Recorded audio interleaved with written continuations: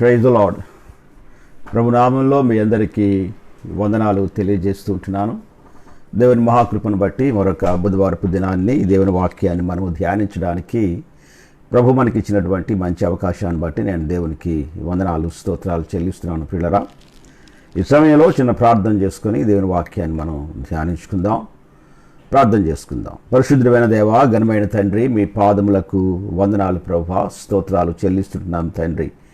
మీ నామము ఘనమైనది ప్రభా, మీకు వందనాలు. ఇదిగో ఈ దినాన్ని ప్రభా వాక్యములో నుంచి మరికొన్ని విషయాలు ప్రభా మేము ధ్యానించి ఈ రోజుకి కావలసినటువంటి ఉపదేశాన్ని ప్రభా మేము పొందాలని ఆశపడుతున్నాం ప్రభా. మీ సహాయం దయచేయండి. మా ఉపదేశాన్ని ప్రభా తండ్రి నాయన దేవా, మాకు మేలుకరంగా మీరు మాకు ఇచ్చే ఉపదేశాన్ని మాకు మేలుకరంగా ప్రభా నాయన ఆశీర్వాదకరంగా చేయమని ప్రార్థన చేస్తూ ఉంటున్నాను. కొన్ని ప్రాముఖ్యమైన విషయాలు వాక్యంలో నుంచి మాకు మీరు బయలుపరచండి. మీరు మాకు తోడై ఉండండి ప్రభా. యేసుక్రీస్తు నామములో అడుగుచున్నాము తండ్రి. ఆమేన్, ఆమేన్. Praise the lord. దేవుని మహాకృపను బట్టి ఈ బుధవారం నిజంగా ప్రభు యొక్క కృపాది తిరిగి మళ్ళీ మన వాక్యాన్ని ధ్యానిస్తుంటున్నాం. ఈ దినాన్ని దేవుని వాక్యాన్ని ధ్యానించేటువంటి వాక్య ధ్యానం ఏంటంటే, how God trained David become a great king. మళ్ళా how God trained David become a great king.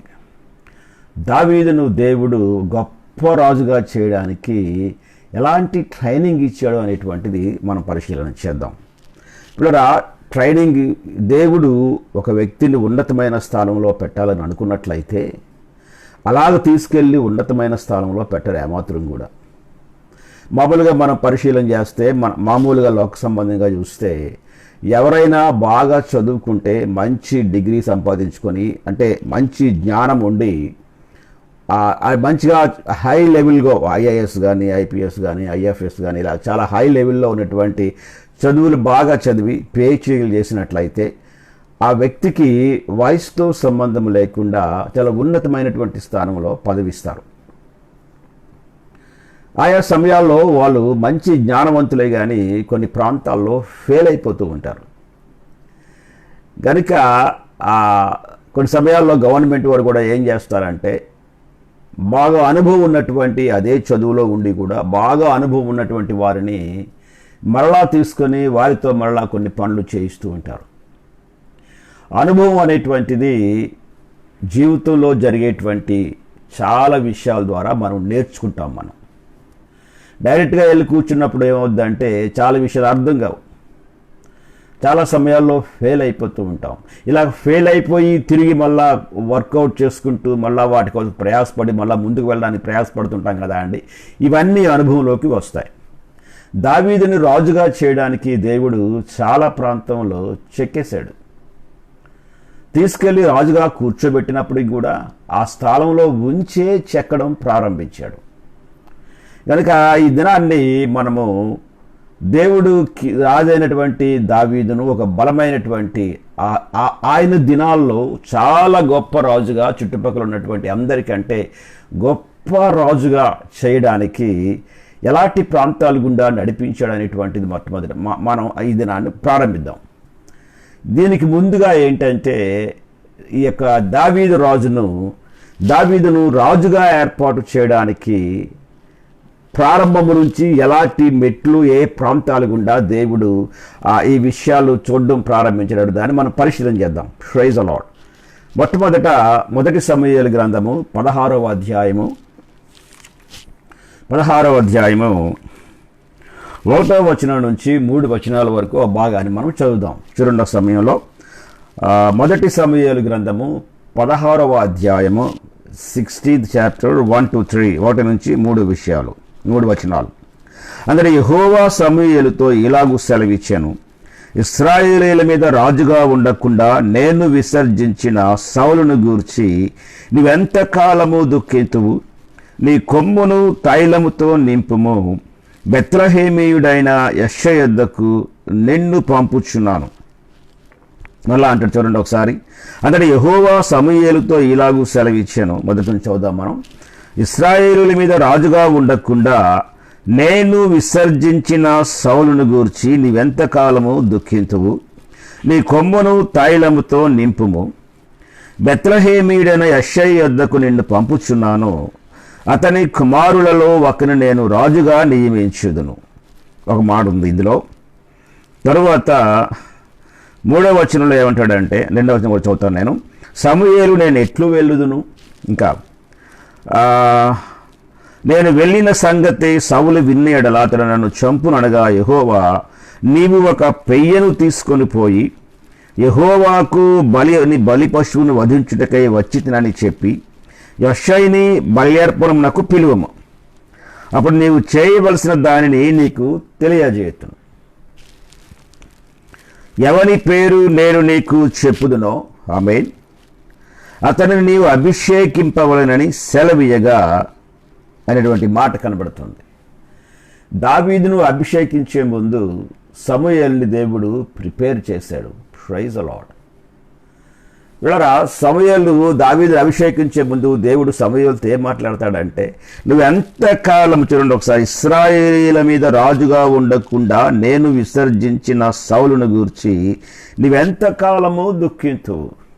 చాలా దినాల నుంచి ఏడుస్తున్నాడు. ఆమేన్. ఒక వ్యక్తి, దేవుడు ఏర్పాటు చేసుకున్నటువంటి ఒక వ్యక్తి బయటకు రావడానికి దేవుడు ముందుగా ఒక వ్యక్తిని విజ్ఞాపనలోనికి నడిపిస్తాడు. ఆమేన్. పిల్లరా, యోహాను వచ్చినప్పుడు యోహాను గురించి ఏం రాయబడిందంటే, యేసు ప్రభు వారి యొక్క రాకడకు యోహాను మార్గమును సిద్ధపరిచాడు. ఆమేన్. ప్రభు రాకడ కొరకు మార్గాన్ని సిద్ధపరచడానికి ముందుగానే జకర్యాను ఎలిజబెత్తమ్మను ఏర్పాటు చేసుకొని, వారికి చాలా కాలం బిడ్డలు లేకపోతే దర్శనమిచ్చి వృద్ధాప్యబంధు వారికి కుమారుడినిచ్చి, ఆ కుమారుడు పెద్దవాడైన తర్వాత అడవిలో ఆ కుమారుడికి అడవి తేనె మిడతలు తినేటువంటి రీతిగా అడవిలో ఉంచి, ప్రార్థనలో ఉంచి, ఆ తరువాత ఆ వ్యక్తిని యోహానుని దేవుడు ప్రభు వచ్చేటువంటి ప్రభువుకు మార్గము సరళం చేయడానికి ఏర్పాటు చేసుకున్నాడు. దేవుడు ఏదైనా ఒక వ్యక్తి జీవితంలో పని చేయాలనుకుంటే వేరొక వ్యక్తితో దేవుడు ఆ పనిని మొట్టమొదట ప్రారంభిస్తాడు. ఇశ్రాయేలీయులకు నమ్మకమైన రాజు కావాలి, దేవుని హృదయానుసారుడైనటువంటి ఒక రాజు కావాలి. కానీ ఆ యొక్క విషయాన్ని సౌలు నిలవబడలేకపోయాడు కాబట్టిగా సౌలు తర్వాత వేరొక రాజు ఖచ్చితంగా రావాలి. కనుక సమూయేలుకి ప్రాముఖ్యమైనటువంటి తలంపు కానీ ఉద్దేశం, ఆ విజ్ఞాపనలో ఉన్నటువంటి ఆలోచన కానీ ఏమై ఉంటుందంటే, ప్రభువా, నేను సౌలుని అభిషేకించాను నాయన. సౌల్ని చూచినప్పుడు నేను చాలా నమ్మకస్తుడు అనుకున్నాను. ఆయన మనిషి యొక్క పర్సనాలిటీని బట్టి, పౌరుషాన్ని బట్టి, దీనిని బట్టి నేను చాలా గొప్ప వ్యక్తి అనుకున్నాను. కానీ ప్రభువా, తరువాత పరిశీలన చేస్తే ఆ వ్యక్తి జీవితం లోపల ఆ నమ్మకత్వాన్ని కోల్పోయాడు. తనకున్నటువంటి మొత్తం టోటల్గా పూర్తిగా మీ ఉద్దేశాన్ని కానీ మీ చిత్తాన్ని కానీ నేను అభిషేకించిన విధానాన్ని కానీ పూర్తిగా మర్చిపోయాడు ప్రభువా అని ఏడుస్తూ నేను అనుకుంటాను కదా, ఖచ్చితంగా ప్రభువా ఒక మంచి రాజును ఇశ్రాయేలులకు దయచేయి ప్రభువా అని విజ్ఞాపన చేస్తుంటాడు. ఆ విజ్ఞాపనతో దేవుడు తన పనిని ప్రారంభించాడు. ఈ దినాన్ని దేవుడు ఒక మాట్లాడే మాట ఏంటంటే, నీ జీవితంలో కానీ, నీ బిడ్డల జీవితంలో కానీ, నీ ఇంటిలో కానీ ఒక బలమైనటువంటి కార్యాన్ని చేయడానికి దేవుడు ఏర్పాటు చేసుకున్నటువంటి మార్గం ఏంటంటే, ఎవరో ఒకరు విజ్ఞాపన చేయడము ప్రారంభించాలి. ఆమేన్. విజ్ఞాపన చేయడము ప్రారంభిస్తే ఆ విజ్ఞాపన ఏమవుద్దంటే దేవుని ఉద్దేశాన్ని బయటకు తీసుకొస్తుంది. దేవునికి స్తోత్రం కలుగును గాక. ఇశ్రాయేలు గురించి, సౌలు గురించి విజ్ఞాపన చేయడం ఎప్పుడైతే ప్రారంభించాడో సమూయేలు, ప్రభు ఏమంటారు, ఇంక ఎంతకాలం విజ్ఞాపన చేస్తావు, కమాన్, నీ విజ్ఞాపన నా దగ్గరకు వచ్చింది, నేను రెడీ అవుతున్నాను, కమాన్ అని చెప్పేసేసి సమూయేలుని పిలిచి ఒక ప్రాంతానికి వెళ్ళమని చెప్పాడు కదండి. ఎస్, 1వ వచనం లోపల చూస్తున్నాం, 3వ వచనం వరకు చూస్తున్నాం. అప్పుడు తర్వాత వాక్యంలో ఏముందంటే, 16వ అధ్యాయం 5వ వచనానికి వచ్చినప్పటికీ చూడండి ఒకసారి, 16వ అధ్యాయం 5వ వచనం ఒక్క మెట్టు మనం పరిశీలన చేద్దాం. దావీదుని రాజుగా, అంటే బలమైనటువంటి రాజుగా చేయకముందు దేవుడు ఏ మెట్టు దగ్గర నుంచి ప్రారంభించాడు. మళ్ళా how God trained David became a great king. మనం ఆ పై టాప్ ఉంది కదా అండి మెట్టు, దానిని హెడ్డింగ్గా పెట్టాం మనం, ద గ్రేట్ కింగ్. మనం ప్రారంభించినటువంటిది అక్కడి నుంచి కాదు, కానీ అక్కడకు చేరడానికి ఆ కింద నుంచి ఆ మెట్లు మనం ఎక్కడం ప్రారంభిస్తే చాలా క్లియర్గా ఆ పైకి వెళ్ళినప్పటికీ మనకు అర్థమవుతుంది ఆ విషయం గురించి, ఎలా దేవుడు చేశాడన్న దాని గురించి. అందుకే ఈ సమయంలో సమూయేలు యొక్క ప్రార్థన విజ్ఞాపనతో మొట్టమొదటి మెట్టు ప్రారంభించబడింది. అది అయిన తర్వాత, విజ్ఞాపన అయిన తర్వాత రెండో మెట్టుకు వచ్చినప్పటికీ దేవుడే సమూయేలుతో మాట్లాడి ప్రాంతాన్ని చూపించి, కుటుంబాన్ని చూపించి, జెస్సీ అనేటువంటి ఆ కుటుంబం చూడండి ఒకసారి, 2వ వచనంలో ఉంది, నీవు తైలమును, 1వ వచనంలోనే, నువ్వు తైలమును కొమ్మును తైలముతో నింపుము, బెత్లెహేమీయుడని యెషై యొద్దకు నిన్ను పంపుచున్నాను అనేటువంటి మాట చెప్పాడు. ఊరు పేరు చెప్పాడు, ఆ ఇంటి యొక్క ఆ యొక్క వ్యక్తి పేరు చెప్పాడు, ఆయన కుమారుల్లో ఒక కుమారుని నేను అభిషేకిస్తున్నానని ఒక మాట చెప్పాడు. ఆమేన్. చెప్పిన తర్వాత నువ్వు వెళ్ళేటప్పుడు ఏం చేయాలన్నాడు అంటే చూడండి ఒకసారి, నీవు ఆ వెళ్ళేటప్పుడు ఉన్నటువంటి మార్గాల్లో విషయాలు ఏమన్నా ఉంటే ఆ విషయాలు చాలా ఓపెన్గా సమూయేలు దేవునితో మాట్లాడాడు. ప్రభువా, నేను వెళ్ళినటువంటి సంగతి సౌలుకు తెలిసినట్లయితే నన్ను చంపేస్తాను నాయనా అని ఒప్పుకున్నాడు. చెప్పాడు ఖచ్చితంగా జరిగేటువంటి విషయాల్లా, అంటే సాధక బాధకాలు దేవుని దగ్గర చెప్పాడు. చెప్పగానే దేవుడు ఏమన్నాడని చూడండి ఒకసారి, నీవు ఒక పెయ్యను తీసుకొని పోయి యెహోవాకు బలి పశువును వధించుటకై వచ్చితినని చెప్పి యెషైని బలి అర్పణమునకు పిలువు. యెషైని బలి అర్పణానికి పిలువు అనేటువంటి మాట చెప్పాడు. అంటే వెళ్ళేటప్పుడు పెయ్యను తీసుకెళ్ళమన్నాడు. ఒకవేళ ఏమైనా ఆటంకాలు వచ్చినప్పటికి కూడా దిస్ ఈజ్ ద రీజన్ అని చెప్పడానికి బాగుంటుంది అనేటువంటి ఒక జ్ఞానాన్ని ఇచ్చాడు, ఒక విషయాన్ని ఇచ్చాడు దేవుడు. వెళ్ళిన తర్వాత ఏమంటాడంటే ఆ బలి అర్పించమన్నాడు, కానీ బలి అర్పించిన తర్వాత ఫలానా వ్యక్తి వస్తాడు, ఫలానా వ్యక్తి వస్తాడు, ఆ సమయం ఈ వ్యక్తి వస్తాడు అని ఏమీ చెప్పలేదు ఏమాత్రం కూడా. అది ఏమన్నాడంటే నువ్వు బలి అర్పించిన తరువాత అప్పుడు నీవు చేయవలసిన దానిని నీకు తెలియచేతును. అంటే బలి అర్పించిన తరువాతే దేవుడు తను ఏమనుకున్నాడో అది చెప్తాడు. ఈ దినాన్ని దేవుడితో ఒక మాట మాట్లాడుతున్నాడు.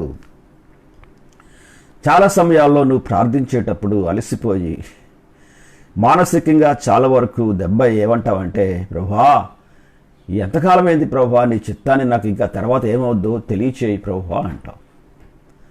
దేవుడు సమూయేలుకు ఆ ప్రాంతానికి వెళ్ళమన్నాడు, ఊరి పేరు చెప్పాడు, ఆ యొక్క ఊరు లోపల ఏ వ్యక్తి ఉంటాడో యెషై అయినటువంటి ఆ వ్యక్తి పేరు చెప్పాడు, ఆయన కుమారులు ఉంటారని చెప్పాడు దేవుడు. అది అయిన తర్వాత అక్కడికి వెళ్ళు, ముందు బలి అర్పించిన తరువాతనే ఏమి చేయాలో నేను చెప్తానంటాడు. పిల్లరా, బలి అర్పణ దేవుడు చిత్తము బయటకు రావడానికి బలి అర్పణ is very important. Praise the lord. పాప పశ్చాత్తాపం దేవునికి స్తోత్రం కలుగును గాక. దేవుని యొక్క ఉద్దేశము నీలోకి కానీ నాలోకి కానీ రావడానికి డైరెక్ట్గా వచ్చేది ఏమాత్రం కూడా మన మంచి క్రియలు, మన నీతి క్రియలను బట్టి దేవుని యొక్క ఉద్దేశము రాదు. ఎవరికైనా 10 రూపాయలు ధర్మం చేస్తే దేవుని ఉద్దేశము నీ లోపలికి రాదు. మనం ఏం చేస్తామంటే 100 రూపాయలు ఖర్చు పెట్టి 1000 రూపాయల కొరకు ప్రయాసపడుతూ ఉంటాం. మనం దాని మీద మన దృష్టి నుంచి వెంటనే దేవునికి ఏమైనా ఇచ్చాము అంటే నెక్స్ట్ బలాన దాని మీద ఒక టార్గెట్ ఉంటుంది, దాని మీద మనం చూస్తూ ఉంటాం పిల్లరా. కానీ దేవుడు ఏమంటాడంటే మొట్టమొదట నువ్వు పశ్చాత్తాపడు ప్రభు సన్నిధిలో. దేవా, నేను పాపిని ప్రభువా, నన్ను క్షమించు నాయనా, నీ రక్తంలో నా పాపాలు కడగండి ప్రభువా అని మొట్టమొదట పశ్చాత్తాపడి ప్రాయశ్చిత్తం చేసుకోవాలి. యేసుక్రీస్తు రక్తంలో కడగబడి దేవుని చేత ఆమేన్ పరిశుద్ధాత్మ చేత అప్రూవ్డ్ చేయబడాలి. Approved by the blood of Jesus. ఆమేన్. ఎస్. అప్పుడు ఏమవుద్దంటే ఎప్పుడైతే యేసుక్రీస్తు రక్తము చేత నువ్వు పరిశుద్ధపరచబడతావో అక్కడ నుంచి దేవుడు తన ఉద్దేశాన్ని నువ్వేమి చేయాలో చెప్పడము ప్రారంభిస్తాడు. మన యొక్క పాత మూట మనం దాచుకొని పాత పద్ధతులు దాచుకుంటూనే ఒక ప్రక్క నుంచి దేవా నీ చిత్తము నాకు తెలియచేయి ప్రభువా అంటే అది ఎంత కాలమైనా ఎన్ని సంవత్సరాలైనప్పటికీ కూడా మన చేతికి ఏమాత్రం కూడా రాదు, మనకు తెలియబడదు ఏమాత్రం కూడా. అందుకనే యేసుక్రీస్తు రక్తంలో మనం కడుగబడుట అవసరం. Praise the lord. ఓకే, ఇది అయిన తర్వాత 5వ వచనాన్ని మనం పరిశీలన చేద్దాం. చూడండి ఒకసారి. అతడు సమాధానముగానే వచ్చితివా. చూడండి ఒకసారి 4వ వచనంలో ఏమంటాడంటే సమూయేలు యెహోవా ఇచ్చిన సెలవు చొప్పున బెత్లెహేమునకు వెళ్ళెను.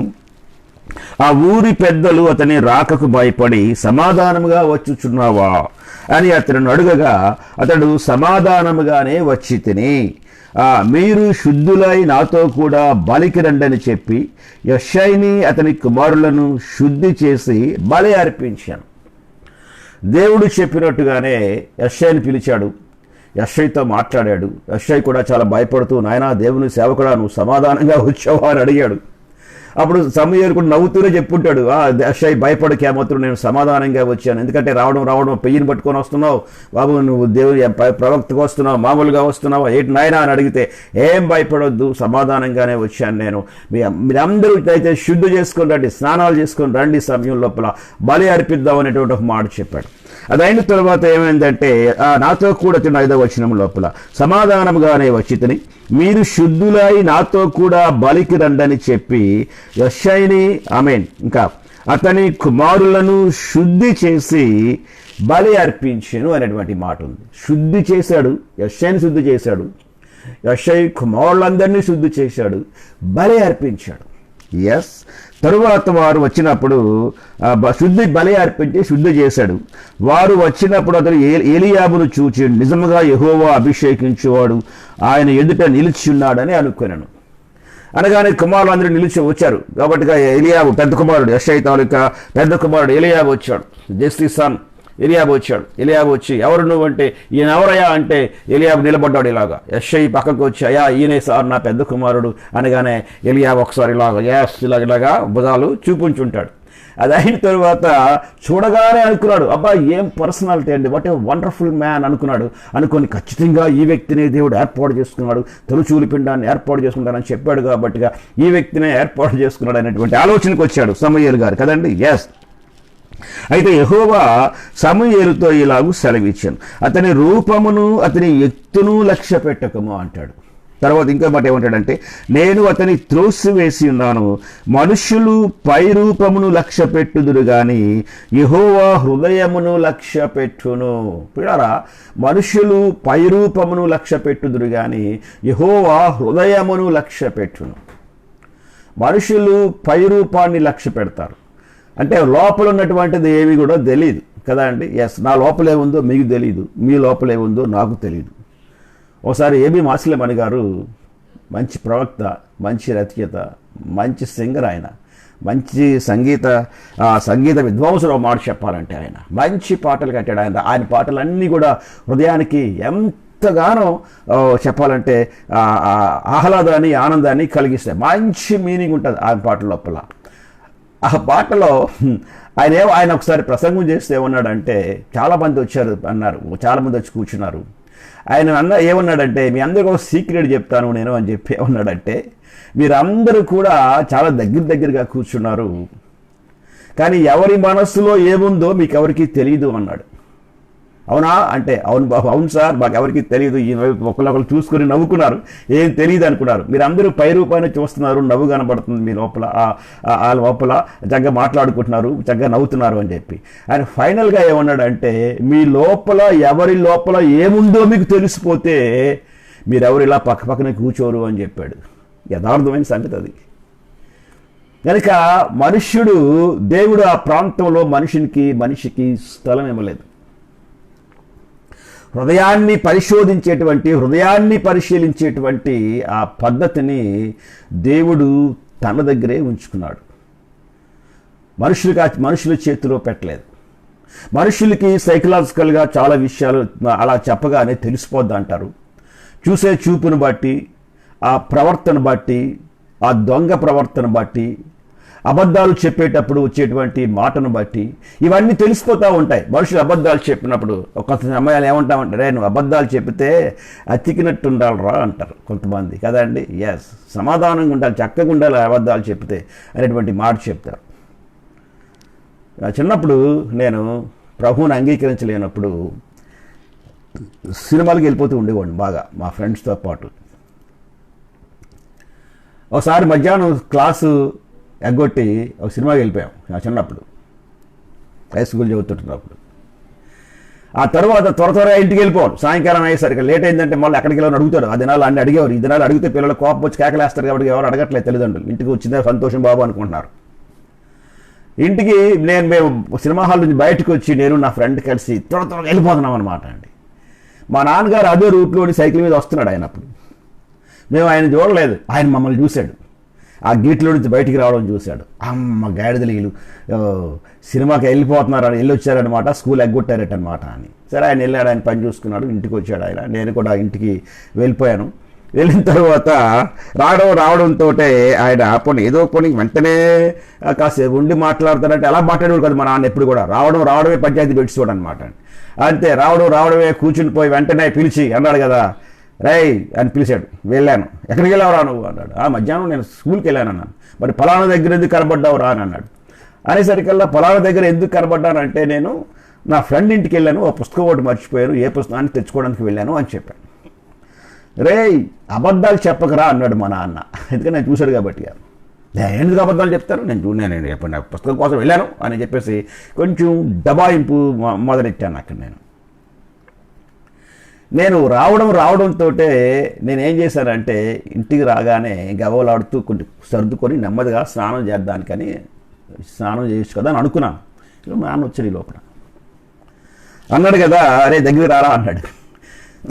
నేను పెద్ద దగ్గరికి వెళ్ళాను, పుస్తకం కోసం వెళ్ళాను, నేను ఎక్కడికి వెళ్ళలేదు, దగ్గరికి వెళ్ళాను. దగ్గరికి వెళ్ళగానే నన్ను పిలిచి నా తల వాసన చూశాడు. ఆ దినాల్లో సినిమా థియేటర్స్లో శుభ్రంగా స్మోకింగ్ ఉండేది.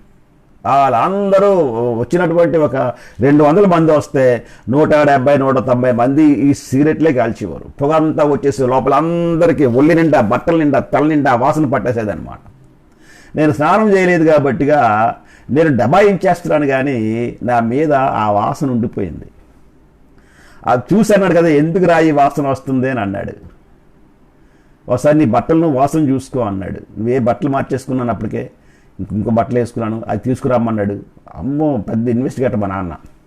అది తీసుకొచ్చిన తర్వాత అవి చూస్తే చెప్పరాను అన్నాడు. అంతే. అప్పుడు ఇంక నేను కాదనక నా ఫ్రెండ్ బలవంతం చేస్తే వెళ్ళాను అన్నాడు. గుర్తునే నేనే అన్ని బలవంతం చేసి తీసుకెళ్ళాను.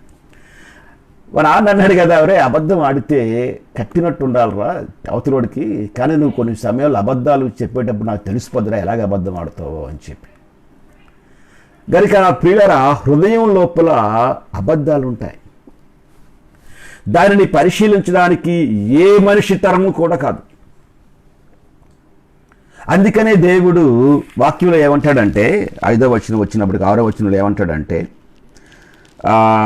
7వ వచనంలో, అయితే యెహోవా సమూయేలుతో ఇలాగూ సెలవిచ్చాను, అతని రూపమును అతని ఎత్తును లక్ష్య పెట్టకము, మనుష్యులు లక్ష్య పెట్టు వాటిని యెహోవా లక్ష్య పెట్టడు, నేను అతని త్రోసివేసి ఉన్నాను, మనుష్యులు పైరూపమును లక్ష్య పెట్టుదురు గాని యెహోవా హృదయమును లక్ష్య పెట్టును. Praise the lord.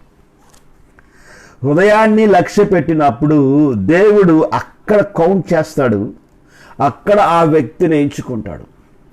దేవుడు ఒక వ్యక్తిని ఎంచుకోవడానికి ప్రధానమైనటువంటి స్థలము ఏదంటే హృదయము. Praise the lord.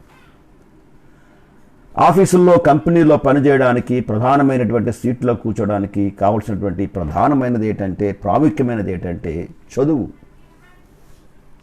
ఆ డిపార్ట్మెంట్ యొక్క చదువు, అందులో ఉన్నతమైనటువంటి చదువు. ఎంకామ్ కాదు, ఎంటెక్, బీటెక్ కాదండి, ఎంటెక్ అంటారు. ఎంటెక్ మీద మళ్ళీ ఆ సబ్జెక్ట్లో మళ్ళీ స్పెషల్గా చేశాడండి, పిహెచ్డి అంటారు. కనుక అవన్నీ తీసి ఏ వ్యక్తి అయితే ఇందులో మంచిగా ఉంటున్నాడో ఆ వ్యక్తిని హెడ్గా చేస్తాడు.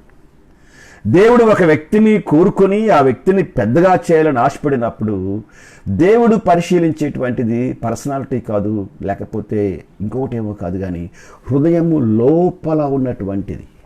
హృదయంలో ఒక విషయం ఉంటుంది. Praise the lord. దేవుడు ఎలా పరిశీలన చేస్తాడంటే దాన్ని కూడా ఒకసారి మనం పరిశీలన చేద్దాం. అది అయిన తర్వాత ఏమంటాడంటే, యెషయి అబీనాదాబును పిలిచి సమూయేలు ఎదుటికి అతను రప్పింపగా అతడు యెహోవాయితును కోరుకొనలేదనను. అప్పుడు యెషయి షమ్మాను పిలువగా అతడు యెహోవాయితును కోరుకొనలేదనను. యెషయి తన 7 కుమారులను సమూయేలు ఎదుటికి పిలువగా సమూయేలు యెహోవా వీరిని కోరుకొనలేదని చెప్పాను. 7 పిల్లల్ని పిలిచాడు. అది అయిన తర్వాత ఏమంటాడంటే, నీ కుమారులందరూ చెప్పి ఇంకా యెషయి తన 7 కుమారులను సమూయేలు ఎదుటికి పిలువగా యెహోవా వీరిని కోరుకొనలేదని చెప్పి, నీ కుమారులందరూ ఇక్కడ ఉన్నారా అని యెషయిని అడుగగా అతడు ఇంకా కడసారి వాడొకడున్నాడు అని చెప్పాడు. అందుకు సమూయేలు, నువ్వు వారిని పిలువనంపించుము, అతడు ఇక్కడికి వచ్చే వరకు మనము కూర్చుందుమని యెషయితో చెప్పగా. ఇంగ్లీష్ బైబిల్ ఏముందంటే భోజనం కూడా చేయకుండా కూర్చుందామని చెప్పాడు. మొత్తం 7 వచ్చారు. 7 దేవుడు కోరుకోలేదు. నేను ఈ భాగాన్ని చాలా జాగ్రత్తగా పరిశీలించినప్పుడు చూసినప్పుడు ఏం జరిగిందంటే, సమూయేలు రావడంతోనే సమూయేలు సమాధానంగా వస్తున్నావా అంటే సమాధానంగానే వస్తున్నాను అని చెప్పాడు. రావడంతోనే రండి మనం బలి అర్పిద్దామని చెప్పాడు. బలిని అర్పించారు. చూడండి ఒకసారి ఎన్నో వచ్చినది 5వ వచనంలో, సమాధానంగానే వచ్చి మీరు శుద్ధులై నాతో కూడా బలికి రండని చెప్పి యెషయిని అతని కుమారులను శుద్ధి చేసి బలి అర్పించాడు. తర్వాత ఇంకోటి ఏంటంటే, వారిని అతని యెషయిని అతని కుమారులను శుద్ధి చేసి బలి అర్పించాడు. 7 బిడ్డల్ని పంపించాడు. 7 కుమారులు ఇదిగో అని ఇచ్చాడు కదా అండి. అంటే 7 ఏమి చేయబడ్డారు? శుద్ధి చేయబడ్డారు. బలి అర్పించాడు సమూయేలు, వాళ్ళని శుద్ధి చేశాడు, యెషయిని శుద్ధి చేశాడు, తనతో పాటు 7 కుమారుని శుద్ధి చేశాడు. వీరందరూ శుద్ధి చేయబడిన వారు. ఆమేన్. మామూలుగా కాదు, దేవుని యాజకుని చేత శుద్ధి చేయబడిన వారు. వాళ్ళ నాన్నగారు తండ్రి చేత డిక్లేర్ చేయబడ్డారు. మా మొదటి వాడండి, మా పెద్దవాడండి అని డిక్లేర్ చేయబడ్డాడు కదండి. ఎవరిని యెషయి గారు చూపించినప్పుడు వారు నిజంగా అతడు యెషయిని తర్వాత ఎలీయాబుని పట్టుకొచ్చాడు. ఎలీయాబుని యెషయి ఎవరండి అంటే, మా పెద్దవాడండి, చూసారా ఎంత బలంగా ఉన్నాడు, ఎంత ఎత్తుగా ఉన్నాడు, ఎంత శక్తివంతంగా ఉన్నాడు అని చెప్పాడు. సమూయేలు అబ్బా వండర్ఫుల్ అనుకున్నాడు అనమాట అండి. అలా ఒక్కొక్కరిని పట్టుకొస్తే ఏమంటాడంటే, మొట్టమొదట ఎలీయాబుని పట్టుకొచ్చాడు. రెండవది వచ్చినప్పటికీ యెహోవా లక్ష్య పెట్టలేదన్నాడు. తర్వాత అబీనాదాబుని పట్టుకొచ్చాడు. తర్వాత షమ్మాను పట్టుకొచ్చాడు. అలా ఒక్కొక్కరిని పట్టుకొస్తుంటే 7 శుద్ధి చేయబడిన మనుషులు. దేవుడు ఏం చెప్పాడో అది చేశాడు సమూయేలు. కానీ శుద్ధి చేయబడ్డారు, కానీ వీళ్ళు దేవుని చేత ఏర్పాటు చేయబడలేదు. శుద్ధి చేయబడిన వారిని దేవుడు కోరుకోలేదు. చాలా విచిత్రమైనటువంటిది. ఈ శుద్ధి చేయబడిన వారి లోపల మంచి అనుభవం కలిగిన వారు ఉన్నారు. వీళ్ళందరూ యుద్ధంలోకి వెళ్ళారు. ఒకసారి మనం జాగ్రత్తగా 17వ అధ్యాయంలోకి వెళ్తే వీరు యుద్ధంలో ఉన్నట్టుగా మనకు కనబడుతుంది. యుద్ధంలో ఉన్నారు, సౌలు గారు పరిపాలన ఉన్నారు, మంచి అనుభవాలు కలిగినటువంటి వారు వీళ్ళందరూ కూడా. అలాంటిది వీళ్ళందరినీ కూడా దేవుడు సెలెక్ట్ చేయకుండా, ఇంకో మాట చూడండి ఒకసారి, ఎప్పుడైతే కోరుకోలేదు అన్నాడు 11వ వచనం వచ్చినప్పటికీ, నీ కుమారులు అందరూ ఇక్కడ ఉన్నారా అని యెషయిని అడిగాడు. ఇంకా కడసారి వాడు ఉన్నాడు, అయితే వాడు గొర్రెలను కాయించున్నాడని చెప్పాను. అందుకు సమూయేలు, నువ్వు వాని పిలువనంపించుము, అతడి వచ్చే వరకు మనము కూర్చుందుము ఆమేన్ యెషయితో చెప్పగా అతడు వాని పిలుపునంపించి లోపలికి తోడుకొని వచ్చాను. 11వ వచనం వరకు భలే ఉంటుంది. అతడు పిలిపించాడు. They are waiting. అందరూ కూర్చున్నారు, అన్నదమ్ములు అందరూ మాట్లాడుకుంటున్నారు కదా అండి. మనమే శుద్ధి చేయబడ్డాం, పెద్దవాళ్ళం మనం, జ్ఞానవంతులు మనం, ప్లస్ మళ్ళా సమూయేలు శుద్ధిపరిచాడు. ఇలాంటి శుద్ధి చేయబడిన మనల్నే దేవుడు నో అన్నాడంటే ఇక వాడిని ఎక్కడ నో అంటాడు, వాడిని ఎక్కడ ఎస్ అంటాడు. కాబట్టి ఇక రప్పించు అనేటువంటి వారు అని అందరూ మాట్లాడుకోవడం ప్రారంభించారు. మొత్తానికి ఎలాగోలా యెషయిని అక్కడ ఎవరినో గొర్రెలు కాపులా పెట్టి మొత్తానికి వచ్చాడు కదా అండి. దావీదు వచ్చాడు. దావీదు రాగానే చిన్న వాక్యం ఏముందంటే 12వ వచనంలో ఒక మాట ఉంటుంది. అతడు ఎర్రని వాడును, చక్కని నేత్రములు గలవాడును, చూచుటకు సుందరమైన వాడునై ఉండెను. ఎలీయాబు గురించి రాస్తే ఏమంటాడంటే 6వ వచనం లోపల, ఎలీయాబును చూచి నిజముగా యెహోవా అభిషేకించువాడు ఆయన ఎదుట నిలిచి ఉన్నాడని అనుకున్నాడు. ఇంకా ఏమంటాడంటే, మనుష్యులు కదండి, అతని రూపమును అతని ఎత్తును లక్ష్య పెట్టుకము అంటాడు. అబీనాదాబు యొక్క రూపము, అతని ఎత్తు సమూయేలు చూడగానే మైండ్లో ఫిక్స్ అయిపోయాడు. అంటే handsome man Abinadab handsome man, మంచి ఫిజిక్ ఉన్నటువంటి వాడు, పెద్దోడు కాబట్టి పెద్ద కుమారుడు, మంచి ఫిజిక్ ఉన్నటువంటి వాడు. కానీ 12వ వచనంకి వచ్చినప్పటికీ అతన్ని పిలువనంపించి లోపలికి తోడుకొని వచ్చాను. అతని ఎర్రని వాడును చక్కని నేత్రములు గలవాడును చూచుటకు సుందరమునైన వాడునై ఉండెను. అతడు రాగానే నేను కోరుకున్నవాడు ఇతడే, నీవు లేచి వానిని అభిషేకించుము. పిల్లరా, దేవుని చేత కోరబడినవాడు ఆమేన్ లోపలకు రాగానే ఆ వ్యక్తి లోపల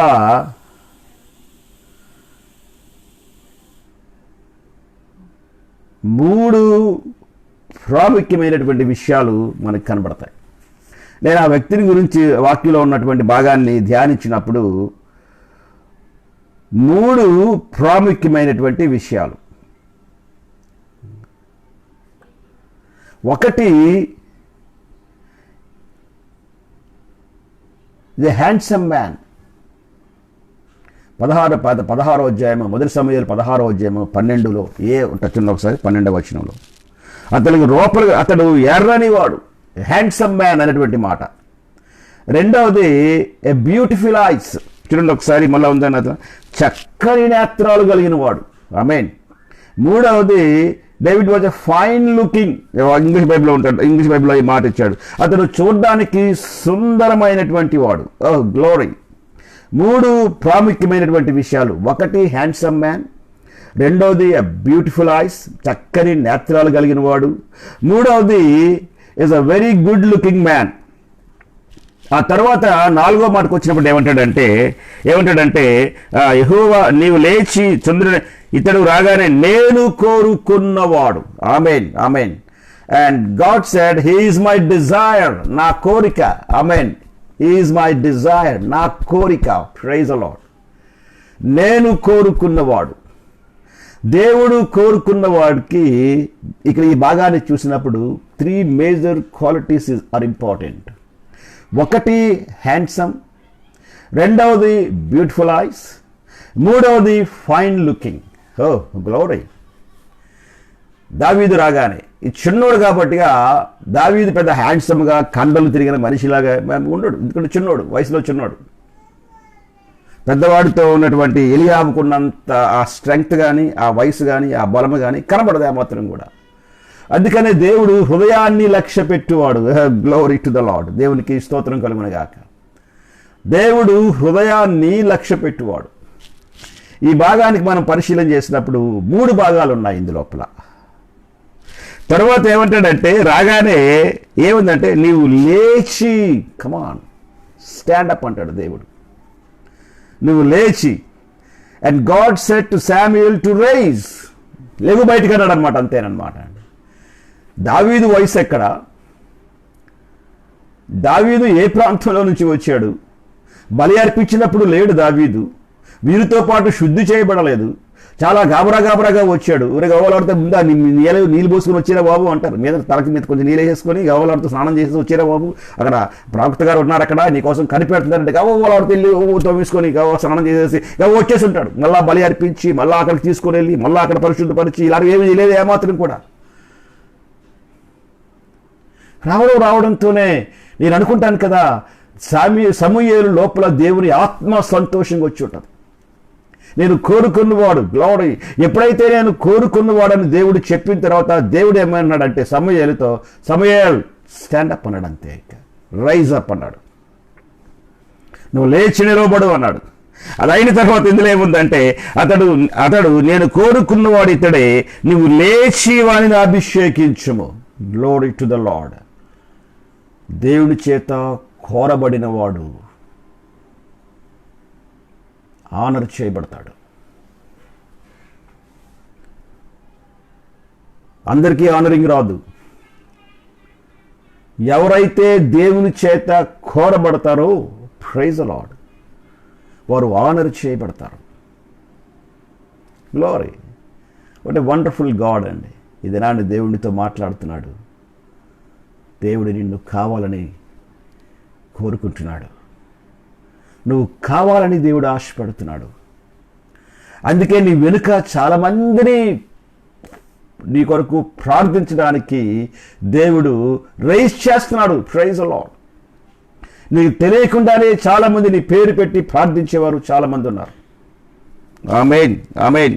అదైన తర్వాత అభిషేకించమని సెలవీయగా సమూయేలు తైలపు కొమ్ము తీసుకొని, ఇక్కడ చూడండి ఒక మాట ఏమంటాడు, నువ్వు లేచి 16వ వచనంలో ఏమంటాడంటే, నీ కొమ్మును చూడండి, నీ కొమ్మును తైలంతో నింపుము, తర్వాత నీ కొమ్మును తైలంతో నింపమని 16వ అధ్యాయం 1వ వచనంలో మాట్లాడతాడు. అది అయిన తర్వాత 13వ వచనం ఏమంటాడంటే, అతడు లేచి ఏమంటాడంటే సమూయేలు తైలపు కొమ్ము తీసుకున్నాడు. ఏ తైలపు కొమ్ములైతే ఆ యొక్క ఆయిల్ని నింపాడో, అభిషేకపు ఆయిల్ని, ఆ నూనెను నింపాడో, ఆమేన్, తైలాన్ని చూడండి, నీ కొమ్మును తైలముతో నింపుము అన్నాడు. అది తీసుకొచ్చి దావీదు మీద పోసి వాని సహోదరులు ఎదుట వానిని అభిషేకము చేశాను. ఇదైన తరువాత నాటి నుండి యెహోవా ఆత్మ దావీదు మీదకు బలముగా వచ్చాను. Glory to the lord. ఎప్పుడైతే అభిషేకించాడో ఆ రోజు నుంచి దేవుని ఆత్మ బలముగా వచ్చాను. పిల్లరా, మనుషుల చేత అభిషేకింపబడిన వాడు దేవుని చేత అభిషేకింపబడిన వాడు. మనుషుల చేత అభిషేకింపబడిన వ్యక్తి లోపల చాలా వరకు ఇలాగుంటుంది, ఫలానా వ్యక్తులు వచ్చి నన్ను అభిషేకించారు, ఫలానా మధ్య ఇలా చేశారు నాకు అని ఉంటుంది. దేవుని చేత అభిషేకింపబడేవాడు ఎవరికి కనబడ్డావు. గది ఉంటుంది, అది ప్రార్థనా గది. Praise the Lord. అక్కడే ఉంటాడు. ఆ ప్రార్థనా గది లోపలికి వెళ్ళి ప్రార్థనా గదిలో మోకరించి మోకాళ్ళ మీద ఉంటాడు. అప్పుడు దేవుని ఆత్మ ఆ మోకాళ్ళ మీద వ్యక్తిని అభిషేకిస్తాడు. Praise the lord. దేవుని చేత అభిషేకింపబడిన వాడికి మనుషుల మధ్యలో కనబడక్కర్లేదు. ఆమేన్. అందుకనే దేవుని చేత అభిషేకింపబడిన వాడు మనుషుల గురించి ఆలోచించడు, మనుషుల విషయం లోపల పట్టించుకోడే మాత్రం కూడా. వాక్యం ఏం రాయబడిందంటే, అప్పటి నుండి నాట నుండి యెహోవా ఆత్మ దావీదు మీదకు బలముగా వచ్చాను. Glory to the lord. This is very important. అంటే గొలియాతును చంపడానికి ముందుగానే దేవుని ఆత్మ, అంటే సమూయేలు చేత అభిషేకించి దేవుని ఆత్మ తన పక్షాన ఉండి, వాక్యంలో రాయబడిందంటే, ఆ నాట నుండి యెహోవా ఆత్మ దావీదు మీదకి బలముగా వచ్చాను. Praise the Lord. తర్వాత సమూయేలు లేచి రామాకు వెళ్ళిపోయాడు. నువ్వు నా పక్క నుండి నా దగ్గరే ఉండు, నేను ట్రైనింగ్ ఇవ్వాలా, నువ్వు నా ట్రైనింగ్ అవసరం, నీకు ట్రైనింగ్ ఉందా లేదా అని ఏమనలేదు. ఏమాత్రం దేవుని ఆత్మకు అప్పగించాడు, అభిషేకించాడు, తను వెళ్ళిపోయాడు అంతే. ఇక కానీ దేవుని ఆత్మ దావీదుతోనే ఉండెను. ఆమేన్. ఒక బలమైనటువంటి పనికి దేవుడు నిర్ణయిస్తే ఇది ప్రాముఖ్యమైనటువంటిది. ఇందులోపల 3 భాగాల్ని జాగ్రత్తగా మనం పరిశీలించేద్దాం. ఒకటి, దావీదట, David was a handsome man, handsome. And the second is David got a beautiful eyes. And the third one is David was fine looking. Oh, glory. ఈ మూడింటిని చాలా జాగ్రత్తగా పరిశీలన చేస్తే పిల్లరా, handsome man, biblical meaning of handsome ఒకటేంటంటే చూడండి ఒకసారి, ఆదికాండము 39వ అధ్యాయంలో, ఆదికాండము 39వ అధ్యాయము 5వ వచనం 6వ వచనాన్ని చూద్దాం. ఆదికాండము, డేవిడ్ వాజ్ హ్యాండ్సమ్. హ్యాండ్సమ్ అంటే బిబిలికల్ మీనింగ్ ఆఫ్ హ్యాండ్సమ్, దేవుని దృష్టిలో హ్యాండ్సమ్ అంటే అసలు ఏంటనేటువంటిది చూద్దాం. 39వ అధ్యాయము, ఆదికాండం 39వ అధ్యాయము 5, 6 వచనాలు. అతడు తన ఇంటి మీదను తన కలిగిన అంతటి మీదను అతని విచారణ కర్తగా నియమించిన కాలము మొదలుకొని యెహోవా యోసేపు నిమిత్తము ఐగుప్తుని ఇంటిని ఆశీర్వదించాను. యెహోవా ఆశీర్వాదము ఇంటిలోనేమి పొలములోనేమి అతని కలిగిన సమస్తములోను ఉండెను, సమస్తం మీద ఉండెను. పైన 3వ వచనం చూస్తే, యెహోవా అతనికి తోడయుండెననియు అతడు చేసినదంతయు అతని చేతిలో యెహోవా సఫలము చేసిననియు అతని యజమానుడు చూచినప్పుడు యోసేపు మీద అతనికి కటాక్షము కలిగను గనుక అతని యొద్ద పరిచర్య చేయువాడాయను. ఈ భాగాన్ని మనం ఇంకా జాగ్రత్తగా మనం పరిశీలన చేస్తే ఇందులో ఏముంటుందంటే ట్రస్ట్ వోర్దినెస్. ఆమేన్. హ్యాండ్సమ్ అనేటువంటి మాటలో దేవుడు కనబడింది ఏటయా అంటే, దేంట్లో హ్యాండ్సమ్ అంటే కండలు కాదు, ఎత్తులు కాదు. హ్యాండ్సమ్ అంటే ముఖములో షార్ప్ నోసు, ఇంకా షార్ప్ ఐస్, షార్ప్ ఇది అది దాంట్లో కాదు. పర్సన్ ఏంటది హ్యాండ్సమ్ అంటే, హ్యాండ్సమ్ ఎందులో అంటే ట్రస్ట్ నమ్మకత్వంలో. Praise lord. కనుక హ్యాండ్సమ్లో ఉన్నటువంటి ప్రధానమైనటువంటి క్యారెక్టర్, దేవుడు చూసేటువంటి ప్రధానమైన క్యారెక్టర్ ఏంటయా అంటే నమ్మకత్వము. ఆమేన్. ఆ నమ్మకత్వంతో దేవుడు నీ యొక్క హ్యాండ్సమ్ని కొలుస్తాడు. నీ లోపల ఉన్నటువంటి హృదయాన్ని పరిశీలన చేయబడు దేవుడు. నీ హృదయం లోపల ఎంత నమ్మకం ఉంది చూసి దాంట్లో is a wonderful handsome man అంటాడు అంతే దేవుడు అనమాట. తర్వాత ఇంకో మాట చూస్తే మొదటి సమూయేలు 17వ అధ్యాయంలో కూడా ఒక మాట ఉండొచ్చుండి. మొదటి సమూయేలు 17వ అధ్యాయము 42వ వచనంలో ఏమంటాడంటే, చుట్టూపార చూచి దావీదును కనుగొని అతడు బాలుడై ఎర్రని వాడును రూపస్యుండుట చూచి అతన్ని తృణీకరించాను. పిల్లరా, ఎవరైతే దేవుడు ఏ వ్యక్తినైతే ట్రస్ట్ వర్ది మ్యాన్ అంటాడో ఆ వ్యక్తి అట లోకస్తులు అస్సలు ఏమాత్రం ఇష్టపడరు. అందుకనే దావీదులు ఏమంటాడంటే వాళ్ళ నాన్న కడసారి వాడు అంటాడు. చాలా ఎక్కడ ఉన్నాడు సార్ ఆడు అంటాడు. అన్నదమ్ములు అది ఏమంటారు చెప్పండి, మళ్ళీ ఆడేందుకు ఇక్కడికి అంటారనమాట. మనం ఉన్నాం కదా, మనం శుద్ధి చేశాడు కదా, మళ్ళీ మన పరిశుద్ధపరిచాడు కదా, మళ్ళీ ఆడేందుకు ఇక్కడికి రావడం అనేటువంటి మాట అన్నదమ్ములు మాట్లాడుకొని ఉంటారు ఖచ్చితంగా. ఇలా వ్యవహారిక భాషలో నేను మన ప్రాంతపు భాషలో నేను మాట్లాడుతున్నాను. ఎందుకులేండి అనుకుంటారనమాట అండి.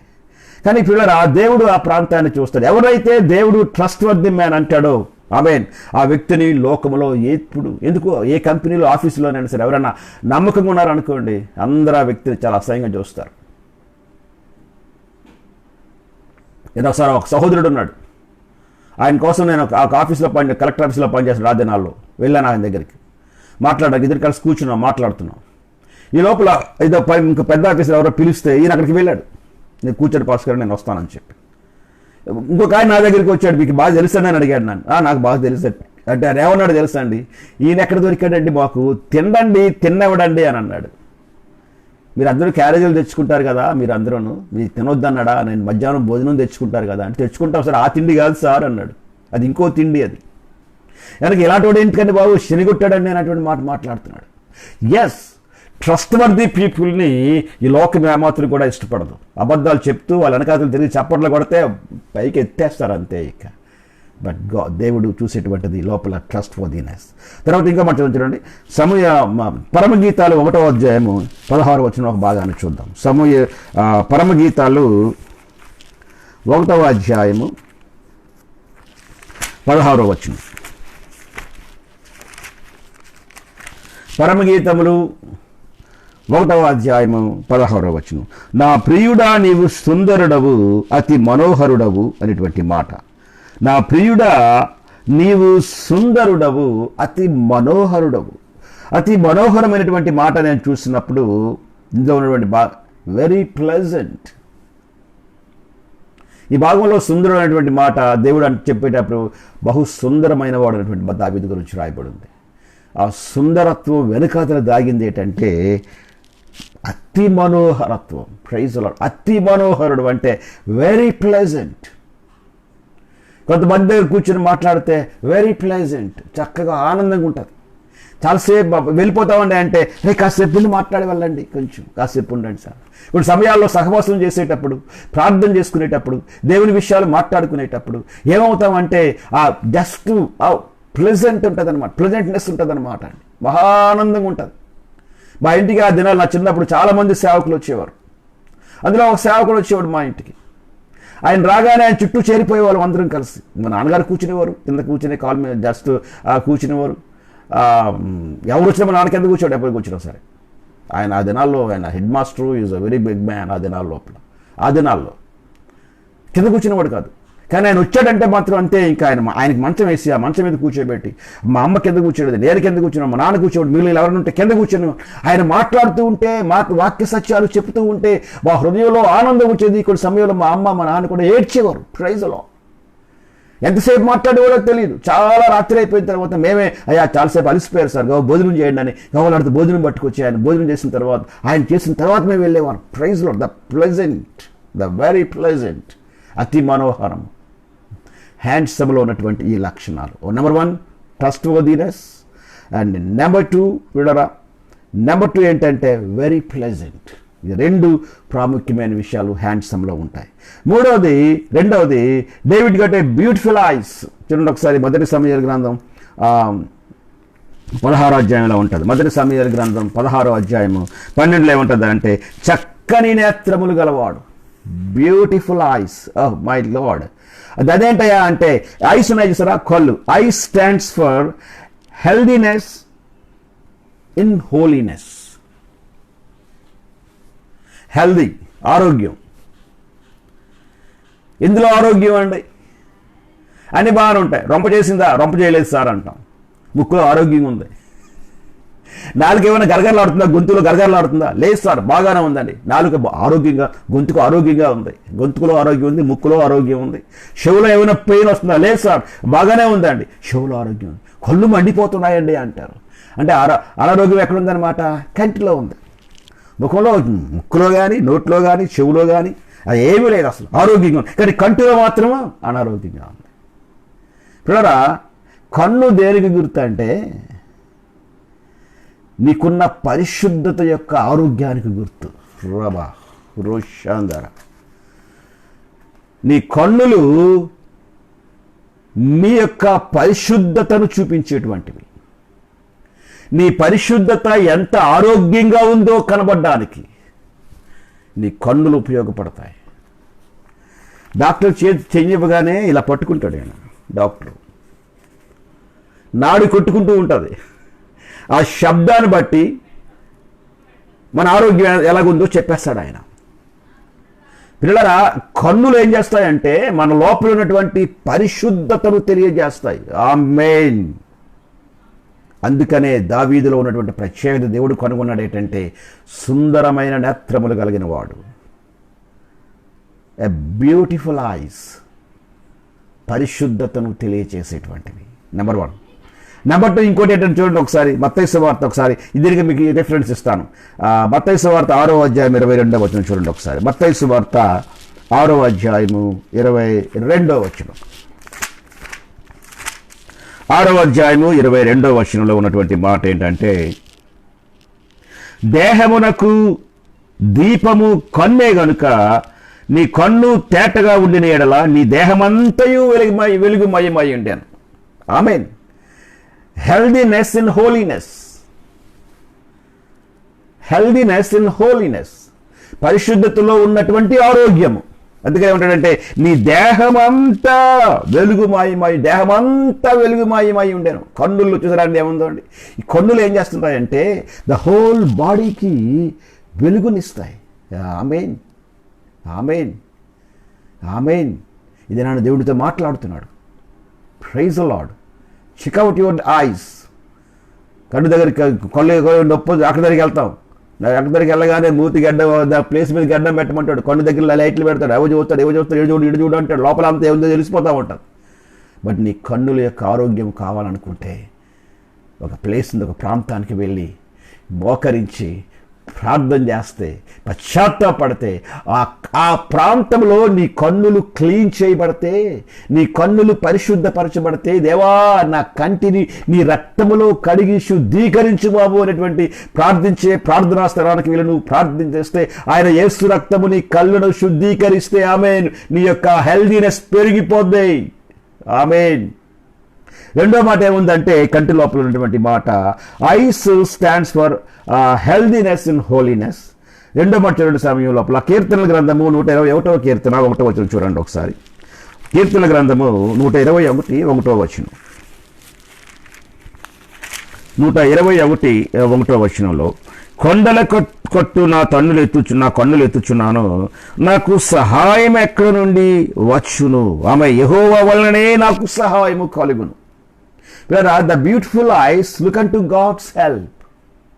కన్నుల్లో ఇంకోటి ఏముంటుందంటే, కన్నులు ఆరోగ్యంగా ఉంటేనట, మన కన్నులు పరిశుద్ధంగా ఉంటే, కన్నుల యొక్క చేసే పని ఏంటంటే, పరిశుద్ధమైన కన్నులు చేసే పని ఏంటంటే పరిశుద్ధిని వైపు చూస్తాయి కన్నులు. ఆమేన్.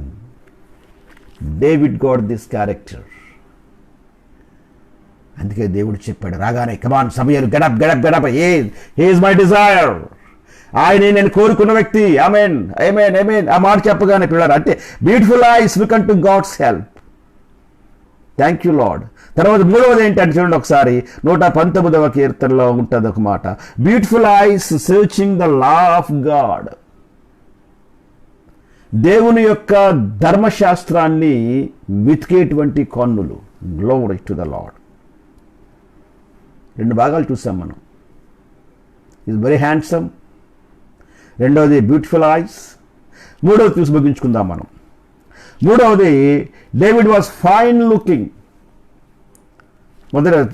మొదటి సమూయేలు గ్రంథము 16వ అధ్యాయము 12వ వచనంలో ఉంటుంది. చిన్న ఒకసారి మూడవది, ఎర్రని చక్కని నేత్రము గలవాడును, చక్కని నేత్రములు గలవాడును, సుందరమైన వాడు, నేత్రములు గలవాడును, సుందరమైన వాడు అనేటువంటి మాట. అనగా David was fine looking man. చూడగానే ఫైన్ లుకింగ్, ఆమేన్, వెరీ ఫైన్ లుకింగ్ అనేటువంటిది. తర్వాత చూడండి ఒకసారి పరమగీతాల గ్రంథంలో 4వ అధ్యాయంలో ఒక మాట ఉంటుంది. పరమగీతములు 4వ అధ్యాయంలో 7వ వచనంలో ఉన్నటువంటి మాట ఏంటంటే, 4వ అధ్యాయము 7వ వచనంలో ఉన్నటువంటి మాట, నా ప్రియురాల నీవు అధిక సుందరివి, నీ యందు కలంకమేమీ లేదు. Glory to the Lord. Fine looking అంటే అర్థం ఏంటంటే కలంకము లేనటువంటిది. Good looking stands for flawless. కలంకము లేనటువంటిది. ఈ 3 క్యారెక్టర్స్ దేవుడు చూశాడు దావీదు లోపల. దేవుడు డిజైర్ అయిపోయాడు, ఇష్టపడిపోయాడు దేవుడు. ఇది నాన్న దేవునితో మాట్లాడుతున్నాడు.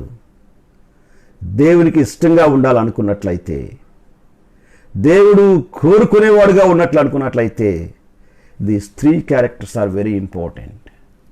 దావీదు లోపల ఈ 3 క్యారెక్టర్స్ ఉన్నాయి. అందుకనే దేవుడు దావీదు వెనకాతలే ఉన్నాడు. 16వ అధ్యాయంలో ఉన్నటువంటి మాట, అభిషేకింపబడిన తరువాత, మాట నాకు చాలా ఇష్టమైనటువంటి మాట. సమూయేలు గ్రంథం 16వ అధ్యాయం 13వ వచనంలో ఉన్న మాట ఏంటంటే, సమూయేలు తైలపు కొమ్ము తీసుకొని వాని సహోదరుడు ఎదుట వారిని అభిషేకము చేశాను. నాట నుండి యెహోవా ఆత్మ దావీదు మీద బలముగా వచ్చెను. దావీదును దేవుని ఆత్మ వదిలిపెట్టలేదు. Because these 3 characters.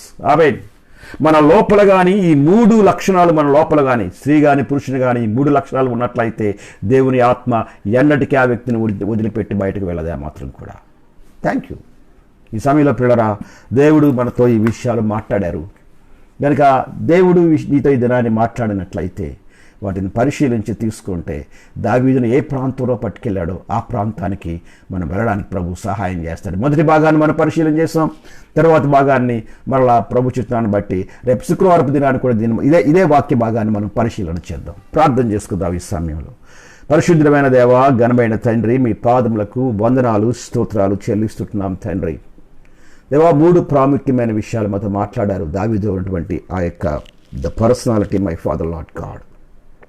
He's a very handsome Lord, and he got a very beautiful eyes, Lord, and he was fine looking, my Lord God.